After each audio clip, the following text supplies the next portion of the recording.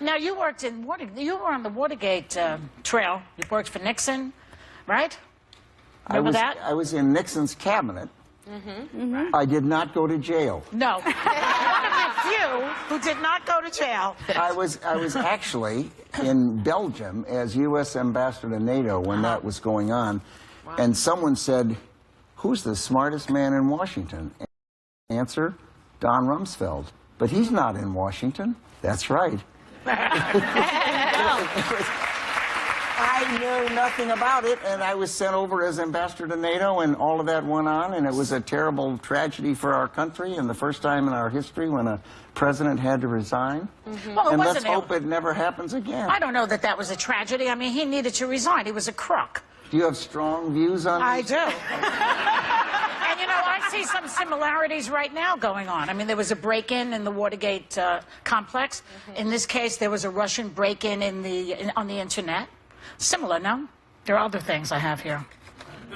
There were many similarities. Yeah. He fired, what's his name, Archibald Cox, the lead investigator. Trump fired his lead investigator, Comey. I think drawing those, suggesting that we're at a point that approximates Watergate, I think is a stretch. You know what, Don, I really believe this is worse because the Russian interference, we have a foreign nation interfering with our election. You don't think that that's unbelievably sad for this country? That's scary. And there is an investigation going. I mean, if he is found to have... we'll find out what the investigation proves, but we don't know the answer. If it's true, should he be impeached? If it's true, what is if his administration colluded with the Russians to win this election, I haven't seen any evidence that they have colluded. Why would I want to if that? Hypothetically, Secretary. Why do you want to engage in hypotheticals? Because it could become a reality. This man was elected President of the United States. There is an investigation on the subject you've cited, which is perfectly appropriate. Right. Every administration has investigations. And a special prosecutor. Nothing has been concluded, but I have a sense you may be jumping to conclusions. No, but but it's a hypothesis. No, but she's not jumping to conclusions when she says it is a fact that the Russians interfered in the election. Know that for a fact. Do we think other countries haven't messed around in our country before? Lots of countries are interested in So it's okay then? This is okay. No, it's not okay. This is supposedly these are enemies of the United States. Yeah, but you're taking a leap from another country horsing around in our business. Yeah. And collusion. And there is an enormous difference. But if there is collusion, isn't that an impeachable offense? Let's come from another angle here. Okay, so anything.